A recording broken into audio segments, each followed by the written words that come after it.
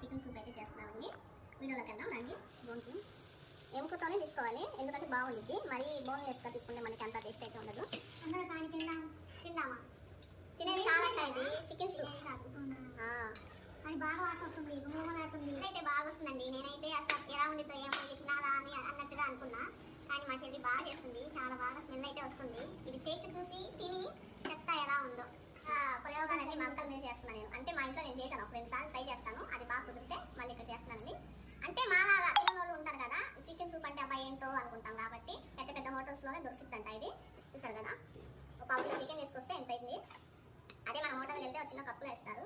అదే ఒక 500 ఎంత తీసుకుంటారు. మేము ఎప్పుడు వెళ్ళలేదు, ఎప్పుడు తినలేదు. మాలాగా మీరు కూడా ఉంటారు కాబట్టి మాలాంటి వాళ్ళు, అందుకోసం ఈ వీడియో. తిన్నాం రండి.